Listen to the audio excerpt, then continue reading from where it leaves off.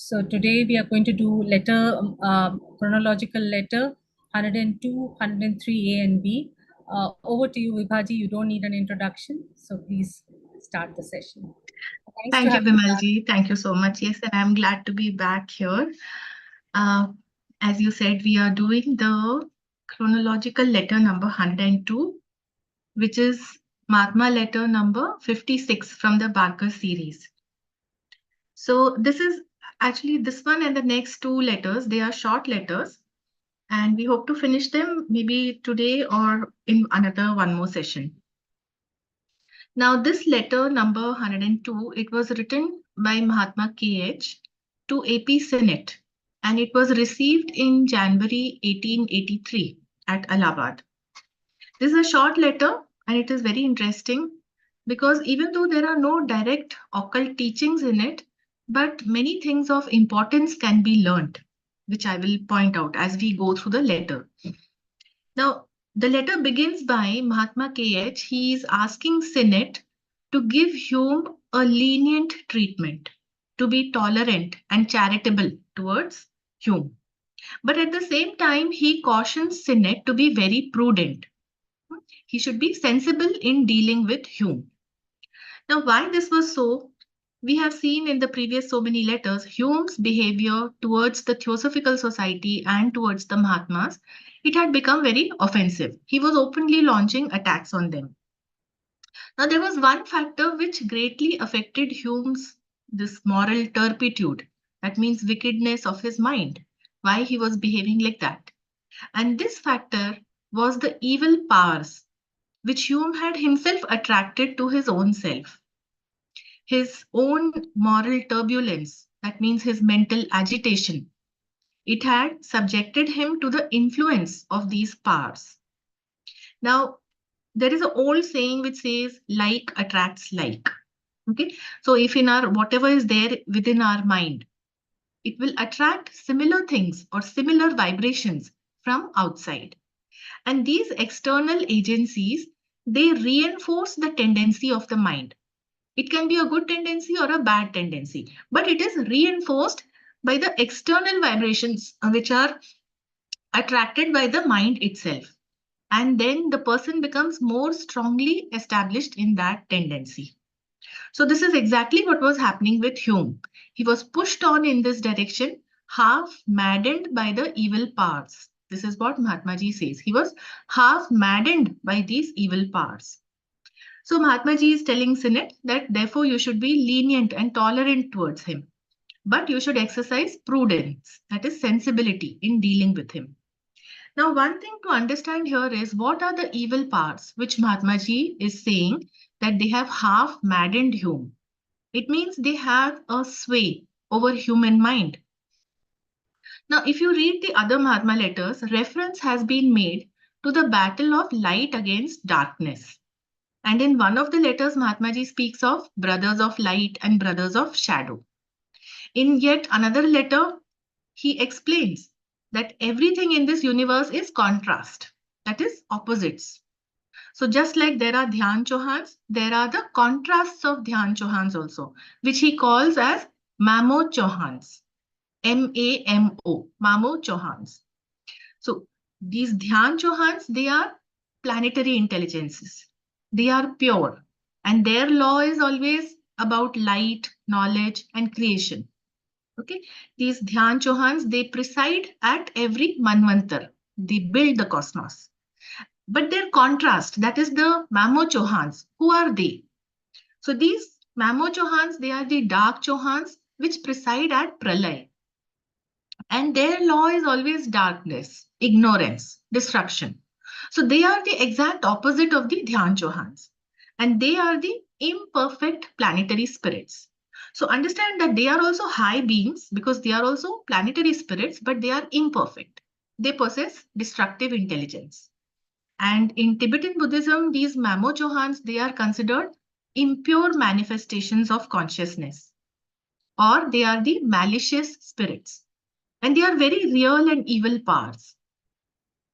So they can hold sway over people who are impure in mind and heart, and they have attracted these entities to themselves in particular ways, as was the case with Hume. Now, there were also several other factors for Hume's moral wickedness. This was one of them. Another one being the animalizing aura of a fakir who lived near him. Okay, fakir is an ascetic, a person who has renounced worldly possessions. But what is meant by animalizing aura? Now, see, though the fakir may have given up worldly possessions physically, but he may still have mental attachment to his possessions, his ambition, his desire. That is, his mind is still being driven by desire or calm. Hmm? Mind is bound and driven by the lower quaternary. So, this is the lower mind, it is the animal soul. And since he was a fakir, obviously his latent powers would have grown, and his aura, which is still animal soul, because he is driven by desires. So that animalizing aura, it is influencing everything around him, including Hume, who used to live close by. Then another factor for Hume's wicked ways was the effect produced by the parting curses uttered by Mr. Fern. Mahatma Ji says, the parting curses uttered by Mr. Fern. We already know that Fern was secretary to Hume. He lived at his home in Shimla and he joined the Theosophical Society in October 1882. Okay, this letter is of January 1883, and Fern had joined the society just in the previous year, October 1882, and he was also elected as the secretary to the Simla Eclectic Theosophical Society. Now, this person, Fern, he had some psychic abilities, and Mahatmaji saw some latent possibilities in him. Therefore, they put him under probation and they were testing him. But ultimately, we know that Fern failed and he was not accepted as a chela.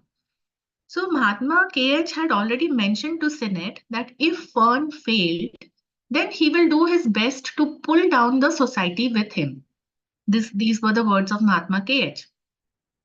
So when Mahatma M ordered Colonel Olcott to expel Fern, Fern failed his probationary test and there were some other reasons. So he was expelled from the society by the end of 1882. Okay.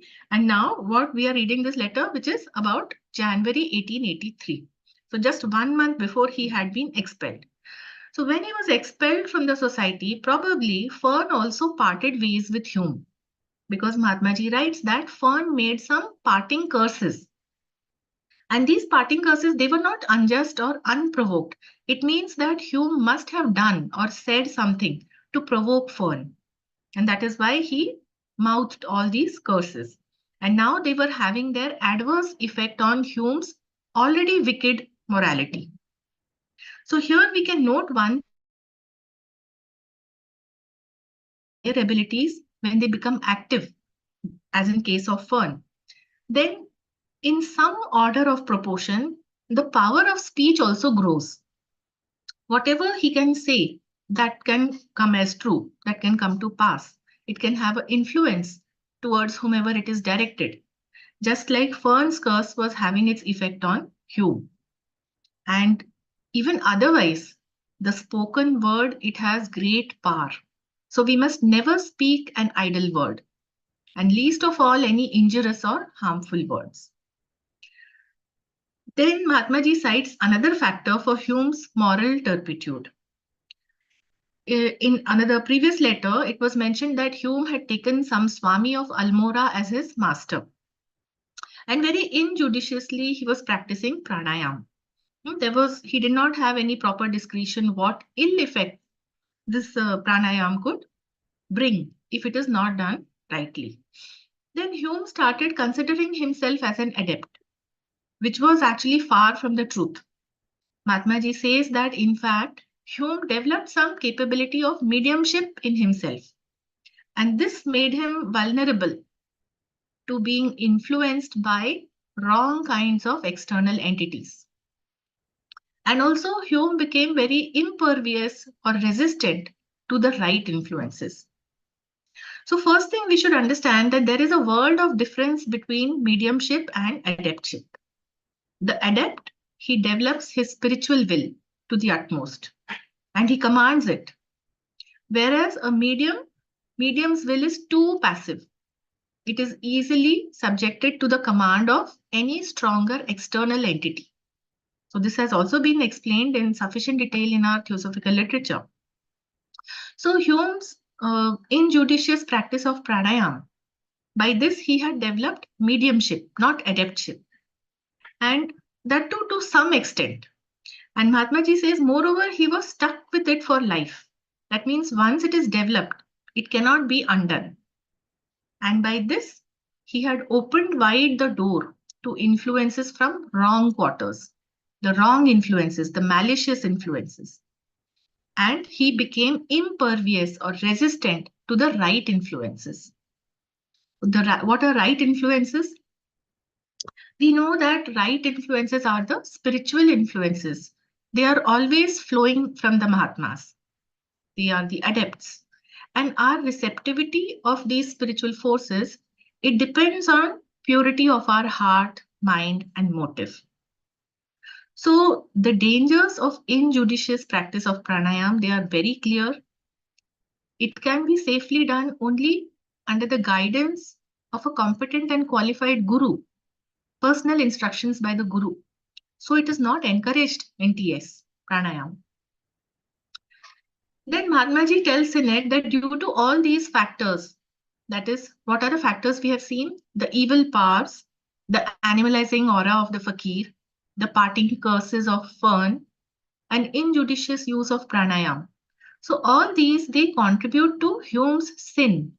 His sin was becoming an enemy of the cause of the Theosophical Society. He had started launching attacks on the founders, the Mahatmas, and whatever the Theosophical Society stood for. So Mahatmaji asks Sinet to be lenient with him, but to act with prudence by avoiding him and not provoking him further. Now, this is a very good lesson for us in understanding that there can be numerous external factors influencing our own behavior. So we must be very vigilant, be on our guard, observe ourselves, analyze our own shortcomings, and follow all the means that have been given to us to overcome these shortcomings. Okay. Then Mahatmaji advises Sinet that Hume could resort to the most desperate things due to his selfish vanity and his aggressiveness or combativeness. His nature was such. So he could do desperate things, and this could continue for months together. Now, Hume was backed by so much evil power, the factors that we discussed above. They were all evil power, and he was backed by them. So he had become especially dangerous, especially to lay people like Sinet, who would not be able to ward off his malicious attacks. Therefore, Sinet is cautioned to act very prudently so that no new and severe crisis may arise. Now, in theosophical matters, Hume largely followed Sinet. Sinet and Hume both were being instructed by the Mahatmas. So in these theosophical matters, Hume largely followed Sinet. But whatever was the present situation, Mahatma KH, he takes full responsibility for it. He absolves Sinet of any responsibility. Because whatever Sinet had done, he had acted on the instructions of the Mahatmas. So the disastrous damage which was being caused to the Theosophical Society by Hume, that would not affect Sinet's karma. It would not taint Sinet's karma. Now, initially, Sinet had taken great troubles to get Hume within the Theosophical Society. And now Mahatma KH advises him that he should be extra cautious to remove Hume prematurely from the Theosophical Society. The letters from Hume had made it clear that what malice he was capable of. Therefore, it was intended that he should be removed from the Theosophical Society. Now, just before this crisis, the Theosophical Society had just been safely past another crisis, which was perpetuated by Dayanand Saraswati. That also we have seen in a previous letter. We know that for a brief time, the Theosophical Society was associated with Arya Samaj, which was founded by Dayanand Saraswati. And Madame Blavatsky, she had raised the expectations of Mr. Sinet and other Theosophical Society members concerning Dayanand to a very high level by saying that he's a very high initiate, very knowledgeable, and how it would benefit for this association with Arya Samaj. But then very soon, Dayanand and the founders, they parted ways because Dayanand Saraswati, he had a negative view of all other religions other than Hinduism. And later on, he became very vain, ambitious, and he was discontent. And he also repeatedly launched attacks denouncing the founders and the Theosophical Society. Okay, so this issue concerning Dayanand Saraswati, it ultimately became favorable for the TS because Mahatmaji says Dayanand had a short memory and he was made to forget. Now, mark the words, he was made to forget, meaning some influence, mental influence. And he forgot all about the documents which he had issued. Perhaps they were the documents pertaining to this issue. So the crisis was averted. So Theosophical Society had just got over that Dayanand crisis and it was immediately faced with this new iconoclast, which was Hume, meaning he also would attack the views of the Mahatmas and the founders and everything that the Theosophical Society stood for.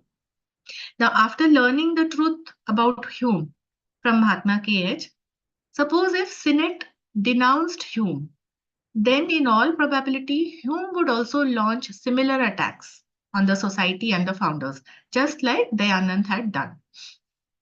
So Mahatmaji advises Sinnett to refrain from being friends with Hume or even writing to him. And if at all Hume confronted Sinnett about this kind of behavior, then he advises that Mrs. Sinnett could bluntly tell him the truth. Hume would not say anything to her because he was forced to respect her. He was forced to respect Mrs. Hume. And in this way, an outright open confrontation with Hume could be delayed for as long as possible. Okay. But although this was not desirable, this confrontation, it could not be avoided forever because Hume had become an enemy. And he was actually like a damaging force to the cause of the Theosophical Society. So Mahatmaji tells Sinnett that neither of us ought to imperil a cause whose promotion is a duty paramount to the considerations of self. Now, this is a very important statement that Mahatmaji makes, and it implies to all of us. I will read it once again. Neither of us ought to imperil a cause whose promotion is a duty paramount to the considerations of self. Now, what this means is that irrespective of any individual or any event, the ideals of Theosophical Society must be upheld. The Theosophical Society, it stands for universal brotherhood. It stands for dispelling ignorance. It stands for promoting spiritual growth of humanity. So this cause, it must not be put at risk or in any danger of being harmed or destroyed. And this is our paramount duty. We owe this to our own higher self. Okay? So this must be remembered by every member and work towards the cause of the Theosophical Society. Then towards the end of this letter, Mahatmaji tells Sinnett about there being higher chances of success in Madras than in Calcutta. So perhaps this is a reference to the Phoenix venture. It was the launch of an Indian newspaper, which Mahatmaji was trying and which he wanted Sinnett to take up because he was going to be expelled from the Pioneer. He was the editor of Pioneer. So he says there might be higher chances of success in Madras than in Calcutta. Further, Mahatmaji has made a reference to T. Subbarau's work, the outcome of which would be known soon. And he also asks Sinnett's opinion on the book Mr. Isaacs. This book was written by Francis M. Crawford. He was the editor of a newspaper called the Indian Herald. And in the previously, that is in 1880 and 81, this person, Mr. Crawford, he was a staunch enemy of the Theosophical Society and its cause. But later on, that is in 1882, he became an admirer. Now, the book that he wrote, Mr. Isaacs, in that the characters of the book and many concepts which he wrote in that, they echoed Theosophical values and they corresponded to Theosophical Society members. And in fact, even to Mahatma KH himself. That is how his book was written. Mahatmaji says that Ski helped to bring a vision to Francis Crawford, after which Crawford entirely gave up drinking alcohol. Now, who is this Ski? Ski was an Indian spirit guide of Mrs. Hollis Billing. She was another early member of the Theosophical Society. And this Ski, he acted as a spirit guide and he was a good influence on her. So Mahatmaji is saying that Ski had helped to bring a vision to Francis Crawford. And after that, Francis Crawford had stopped drinking alcohol. Okay. So Mahatmaji says, one more man saved. So you can see that to help even a single person, if we can, so that he gives up even one of his vices and takes even one step on this path of spiritual progress, then it is a great work towards the cause of TS. Because this is nothing but the law of universal brotherhood to help everyone move forward on the spiritual path. So this is all that is given in this letter 102. And with this, we have come to the end of this letter. We'll now move to the next letter, chronological letter number 103A. The letter 103A and B, they are related.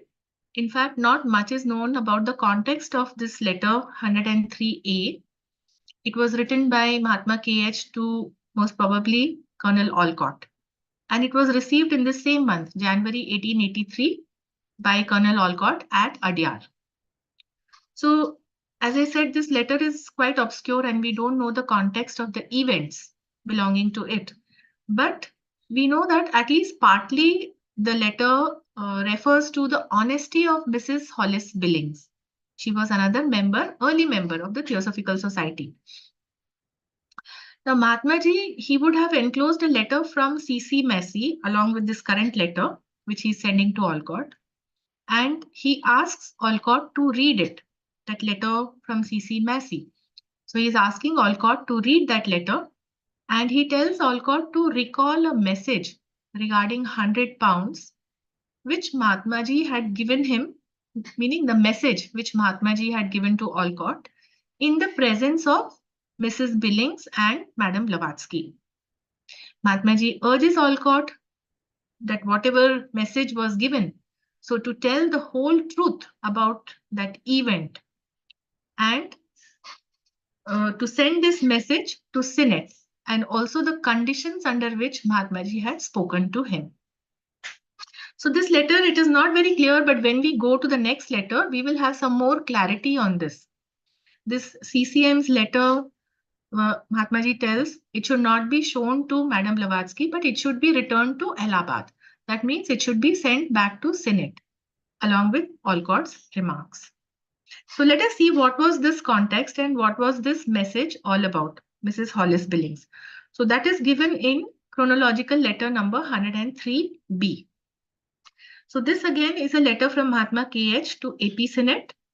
The earlier one, 103A, that was from Mahatma KH to Olcott, in which he had also sent CCM's letter to him. Now the next letter, 103B, Mahatmaji has sent to Senate and it was received in the same month, January 1883, by Senate at Allahabad. So this is a slightly longer letter. We'll try to complete as much as we can. In this letter, Mahatmaji tells Senate that he received his and CCM's letter and sent CCM's letter to Olcott to answer. That was in the previous one, 103A. And there were perhaps some damaging accusations concerning £100 and Mrs. Billings and Madame Blavatsky in CCM's letter, that is C.C. Massey's letter. And Mahatmaji had asked that Colonel Olcott, he would explain the truth about that matter and answer to CCM. So Mahatmaji is actually sympathizing with Madame Blavatsky. He says that although she constantly and intensely thought about the cause and the Theosophical Society, yet she was often unjustly accused of criminal acts. So now this 100 pounds also has got something to do with that. She is being accused of something, such as this above concerning the 100 pounds. And such things, whatever were happening with Madame Blavatsky in question, they were not intentional. They were only due to her carelessness and lack of memory, and her forgetfulness and her distraction. Colonel Olcott would clarify the truth about this incident to C.C. Massey, but Mahatmaji had to osmose some words in that reply, in Colonel Olcott's reply. So it would make the truth about the whole matter more clear. So osmose means that Mahatmaji would occultly include some words in that letter, which would be written by Colonel Olcott. Now there was no doubt that there had been miscellaneous cases of failure of some members who were inducted into the Theosophical Society by the founders, especially the early members. C.C. Massey, he erroneously thought that selection of members and the actions of the founders and the chelas, they are all controlled by the Mahatmas, that is the adepts. And so he deduced that the adepts were not able to foresee the impending failure of such admissions. Excuse me.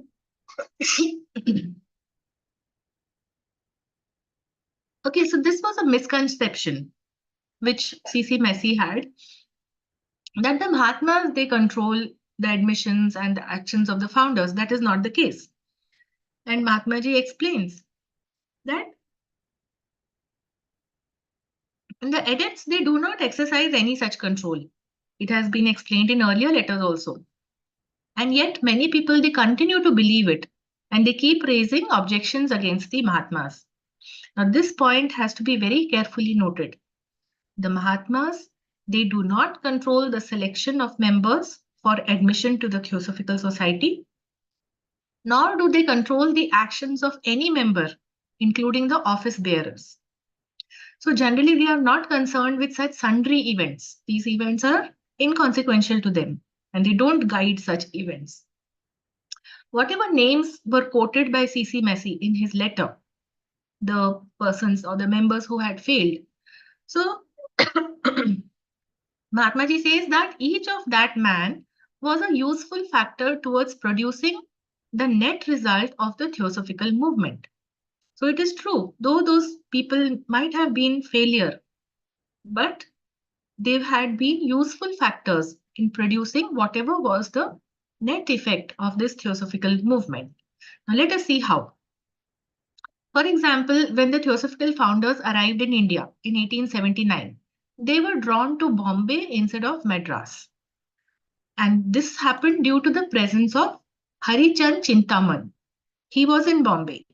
He was a disciple of Swami Dayanand, president of the Arya Samaj. And there was to be an alliance of Theosophical Society and Arya Samaj.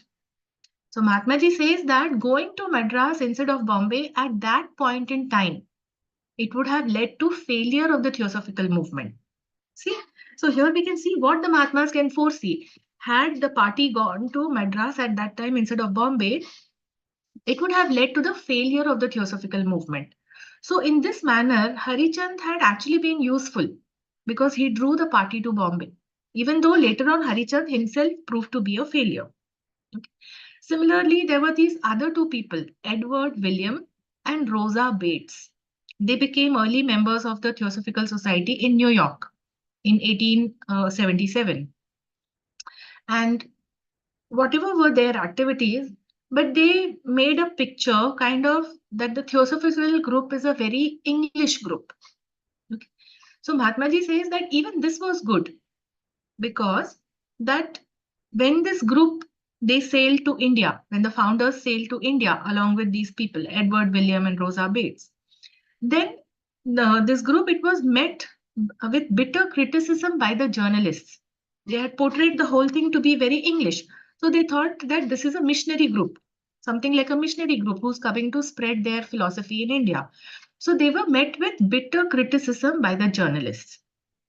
And because of that, the founders gave their explanation. The founders gave their reaction that what really the Theosophical Society stood for. Thus, there came about so much clarification in the public domain about the purpose of the Theosophical movement. And this greatly helped the cause of TS. So, it is true that both William and Bates, that is Edward William and Rosa Bates, they did not assist in establishing the society in India. They did not sympathize with the founders' activities, and later on, they were even expelled. Okay, but they had brought much, due to their activities, they had brought much clarification about the cause of Theosophy, the Theosophical Society in the Indian society. Then there was also the case of association with Swami Dayanand, which we already saw. And this had beneficially marked the Theosophical movement with Aryan nationality.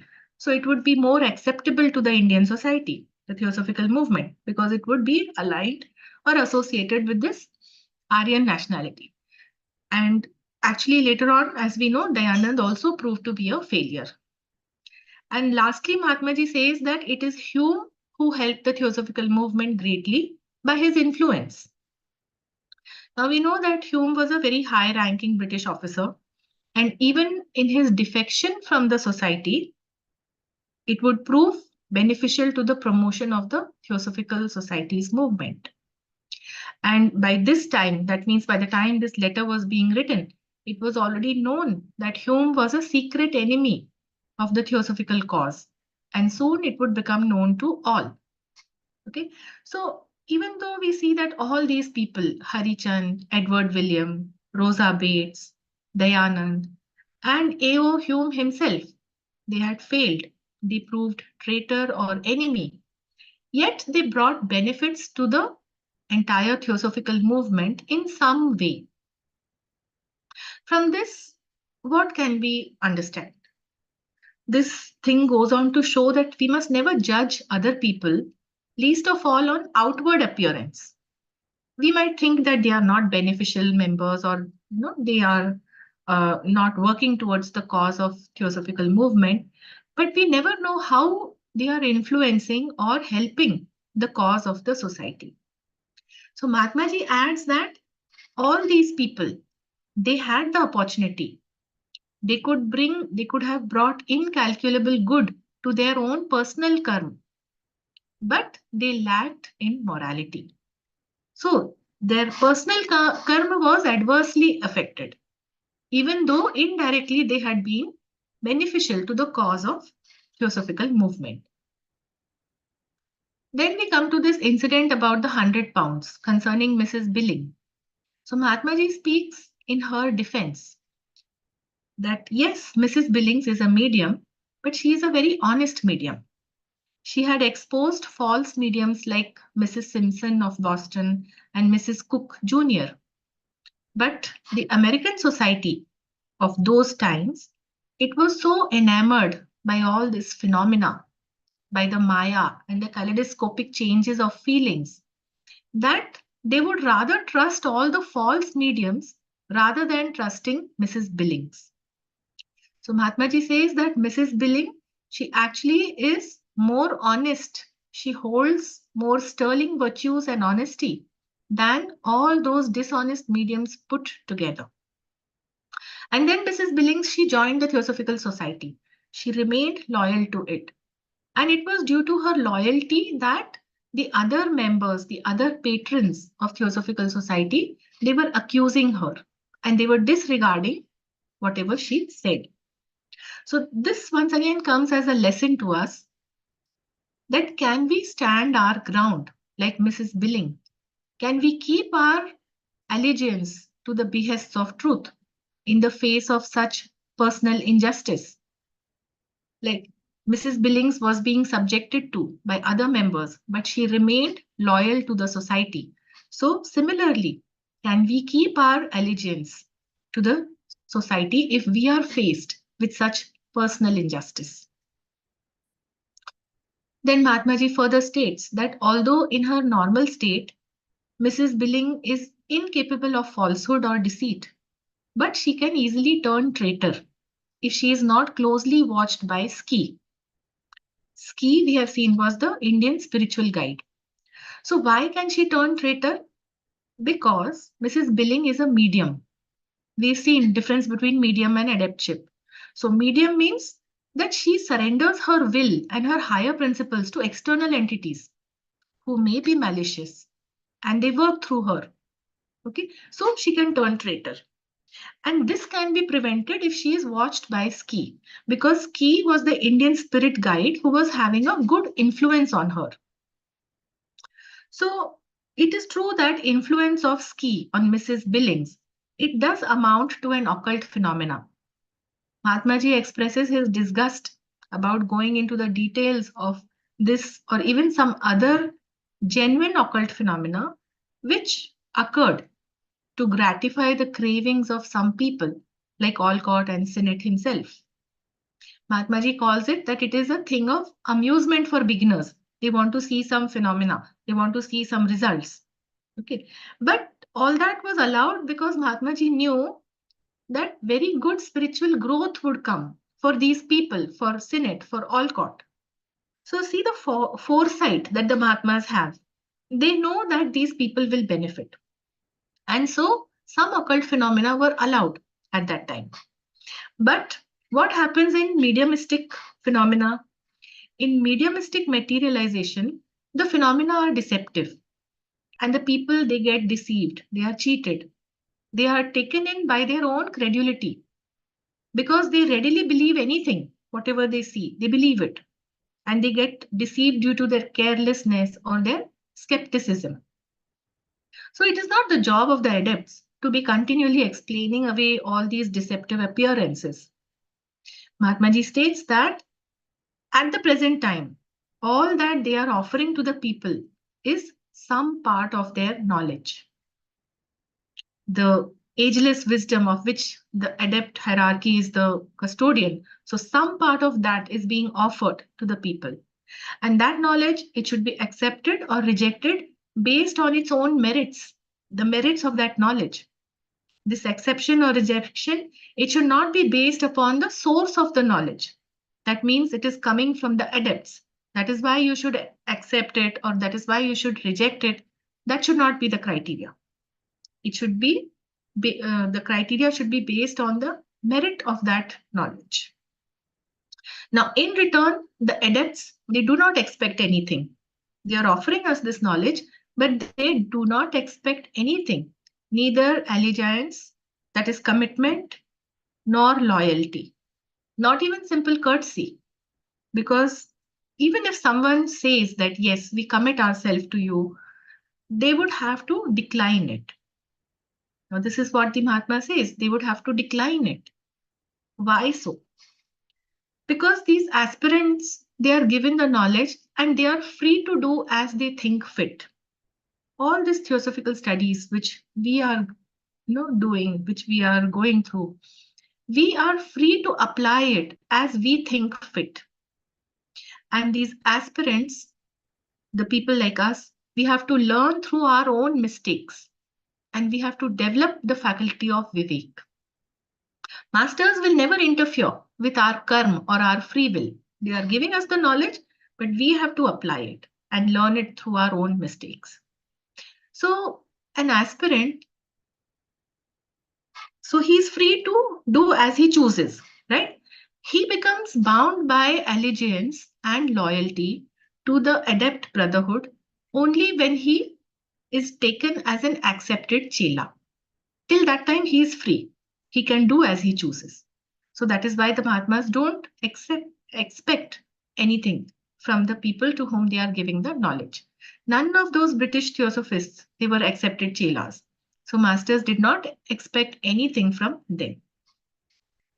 Now, the master's focus, it is always on the good of the whole association of those earnest British theosophists. This opinion or viewpoint of individual members, it was of no consequence to them. They wanted the good of the entire group, entire people of the British Lodge or the earnest British theosophists. So we can see here that earnestness is an important quality in an aspirant. Mahatma's focus was the good of the whole association of earnest British theosophists.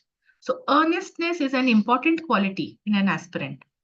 The aspirant may make mistakes, he may err, but it is important that he should be diligent. He should be an earnest seeker of truth. And further note that experience brings prudence. When some events have already occurred, then in hindsight, we may think that, oh, things could have been handled differently for a better outcome. So in this context of the letter number 102, the previous one, we know that Ski, who was the Indian spirit guide, and he was bringing these good influences on Mrs. Billing. He had also helped to bring a vision to Francis Crawford, after which he gave up drinking alcohol. So all these were occult phenomena which were performed as personal favors to help these people, to help Mrs. Billing, to help Mr. Francis Crawford, right? But now, with experience of all these events, how the events were unfolding for the Theosophical Society for the last 4 years, so Mahatmaji says that with the British Theosophists, their experiences sufficiently indicated that if they wanted to have any future best possible relations, then that could be brought about by discontinuing such personal favors. Okay, by discontinuing personal favors to individual members. They would not allow this further. Mahatmaji tells Sinet that it is sufficient for him to know that Ski has more than once served as a carrier and even as a mouthpiece for several of the adepts, meaning he carried their messages or influences from the adepts to the individual members. But this would no longer be continued. Now, further, Mahatmaji refers to the case in which Mr. Massey, he referred to a genuine letter from a Scotch brother. That Scotch brother is probably Master Hilarion, who was in Scotland at the time. And Madame Blavatsky had pleaded with the masters in favor of Mr. Massey. She considered Mr. Massey her trusted and dear friend. So she pleaded with the masters that he should receive their teachings through the occult transmission of letters. So Mahatmaji is saying that Madame Blavatsky was even ready to accept one more year of her long and dreary exile and work far away from her final goal if they, meaning the masters, would gratify C.C. Massey with their presence and teachings. So you see, first of all, you look at the sacrifice Madame Blavatsky had already made. She had delayed the attainment of her own final goal. Her final goal was perhaps some high initiation, because we know that she was being trained by the masters in Tibet. So she delayed that attainment of her final goal. She accepted to come out into the world and work to give the teachings of the Mahatmas to the world. For that, she founded the Theosophical Society. So this was nothing short of an exile for her. She was delaying achieving of her own higher goal. So it was like an exile for her. And in addition to that, for the sake of her friendship with C.C. Massey, she was willing to extend this exile for another year if the masters agreed to teach C.C. Massey. So this speaks volumes about the loyalty and love in the heart of Madame Blavatsky for her friend. But ultimately, C.C. Massey went against Madame Blavatsky. So Mahatmaji says that notwithstanding all this, they were not permitted to waste their occult powers. They would not indulge individual members, like, teaching C.C. Massey individually. So Madame Blavatsky did not have any choice but to post the letters or to go by Ski. Her own guru, Mahatma M. He forbid Mahatma, this one, he forbid Madame Blavatsky to use her occult powers to transmit the letters. Then Mahatmaji tells Sinet that Madame Blavatsky could not be blamed in this whole incident that is the incident involving that 100 pounds, that would be unjust. Because all that she did was she had a frenzied devotion, a great devotion to a great idea. Hmm? That is the cause of theosophy. And for all those people whom she regarded as her best and true friend. So that devotion was what had cost her, and she was being blamed. So she should not be blamed in this incident. Mahatmaji further says that it is not necessary for him to go into the details of that messy billing letter affair, what letters were exchanged. But he makes 3 points about what impression a person who is not biased, who is fair, what kind of impression a person would get if he were to read C.C. Massey's letter. Because C.C. Massey's letter contained all those accusations against Mrs. Billings and Madame Blavatsky. But if you have an unbiased mind, then what would you get? What kind of impression you would get after reading Massey's letter? So there are these 3 points, and then the letter ends. I think we can take it up now. We have some 15 minutes more. Yes, you can take up because Minaki is not available. Okay. So you complete it today, and next session she can translate in English. Okay, sir. So those 3 points which Mahatma KH makes. The first point, he mentions that if Mrs. Billings, if she had been a deceptive medium, then she would not have brought the minute book, a certain book, which she brought to C.C. Massey. And that book contained the letter which was put there by Ski. So that was a phenomena. So if she was a deceptive medium, she would not have brought that book to C.C. Massey. She was a professional medium for 20 years, and she produced the most wonderful mediumistic phenomena correctly, triumphantly. And she had passed all the crucial tests to which she was subjected by all the people who were trying to accuse her, her enemies, and her skeptics. In fact, it was only her own husband, Dr. Billing, who accused her of being a trickster. He claimed that he had documentary proof to show that Mrs. Billing was a trickster.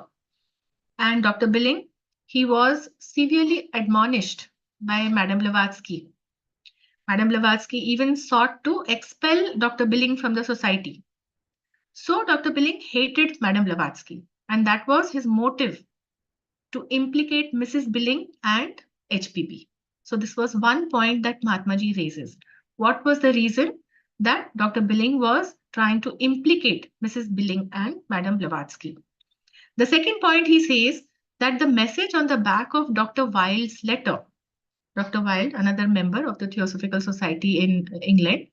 So the message on the back of his letter, it was erroneously construed as occult forgery by C.C. Massey. He did not trust Ski, that is, Massey did not trust Ski and considered Ski as fraudulent, just like he considered any other spirit guide fraudulent. Okay, so Madame Blavatsky had cautioned Mrs. Billing not to let C.C. Massey know that she had been near Ski, or she had been near Massey along with Ski. Okay, because C.C. Massey, he disbelieved. He did not believe in Ski. But despite this warning, Mrs. Billing handed over that minute book to Massey, and inside that book there was the letter which was placed by Ski. Okay, so though she is being cautioned that don't let Massey know anything about her association with Ski, but she is going and giving the book to Massey, which contains the letter which was occultly put there by Ski. So this proves that she was so clear in her heart. She had no trace of deception in her heart, Mrs. Billing. Okay, so that is the reason she would have given the book to Massey, otherwise she would never give it. Then the third point, it again relates to the confusion and the misinterpretation by Massey of the letter. First, he called it an occult forgery. And then he contradicted it with the later portion of the letter, which spoke of the Theosophical Society and the adepts with genuine devotion. Okay, so see, this is a contradiction. First, he's saying about occult forgery, and then the letter is speaking very highly about the TS and the adepts. So, Master says that Messi could not make out the difference between an occult forgery and a common ordinary forgery. This occult forgery is a way of testing the aspirants, and it is done by the Dukpas. They are employed by the masters for this work, and they would certainly not have this kind of contradiction. Okay, the letter had a contradiction. First, occult forgery, and second, genuine devotion to the adepts and TS. But if it was actually forgery, which is done by Dukpas, then they would not contradict their own work. It would certainly not have this kind of contradiction. And he would never portray the Theosophical Society as an institution based on fraud.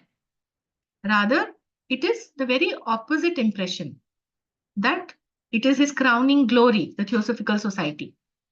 That means Theosophical Society is a superstructure based on solid eternal truths. So this was the kind of contradiction that was coming out from the letter. And Mahatmaji clarifies this and many more misunderstandings, including the reference to LL. LL is not referring to Lord Lindsay. Most probably it is referring to the London Lodge. And only a person, Mahatmaji says that only a person who is already biased, who already sees that Mrs. Billing and Ski, they are fraudulent, only such a person would get a similar impression from the letter. No other person would see that Mrs. Billing is fraudulent. She had a very clear heart, as did Madame Blavatsky. So this was a pointer towards C.C. Massey's biased mind. He was looking at them through a biased mind, and therefore he was accusing them. Then Mahatmaji concludes this letter by saying that whatever is the personal opinion of Massey about Mahatma KH and about the brothers, it would not influence the promised teachings that were to be given through AP Senate, the friendly agency of AP Senate.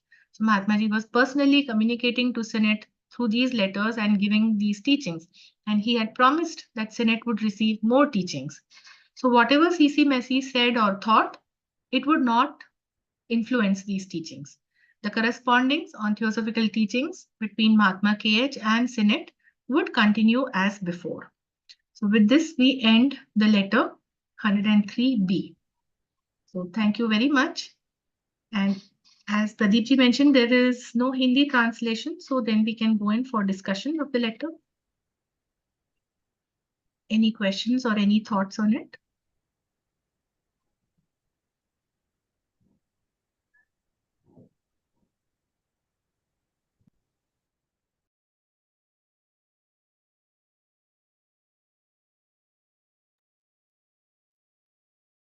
Nothing. So this letter, though it didn't have any direct teaching, but still we can gather a lot of things about how members should behave, about what they should be careful, and how they should proceed in theosophical matters. Vimalji, over to you now.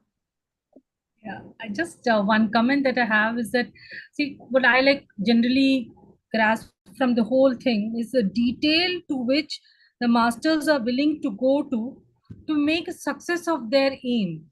See, their aim was to establish a theosophical society, so they did every possible thing to make that happen.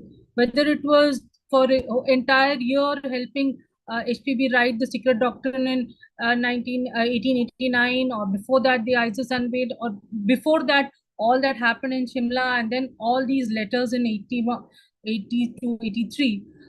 I'm just thinking the amount of effort, just see the amount of effort they've gone into, the details, the number of people, how involved they are in smallest clarification. They want to clarify, bring people to think in a certain way. It's really overwhelming to think that kind of effort that they put to set up the society. So that's my only thought process. Very true. Very true.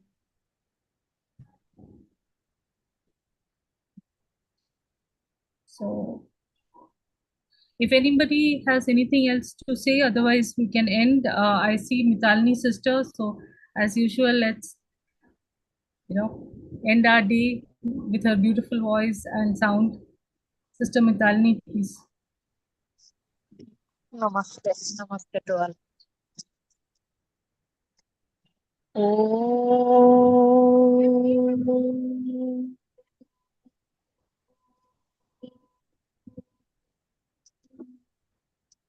Asato ma satgamaya, tamaso ma jyotirgamaya, mrityurma amrutangamaya. सर्वे भवन्तु सुखिनः, सर्वे सन्तु निरामयाः, सर्वे भद्राणि पश्यन्तु, न कश्चित् दुःखभाग् भवेत्। ॐ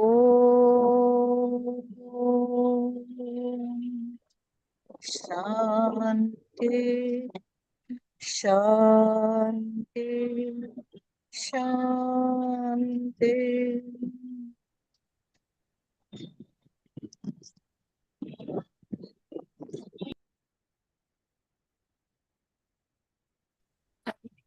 So Thank you very namaste, much. thank you. Thank you. Thank you very much.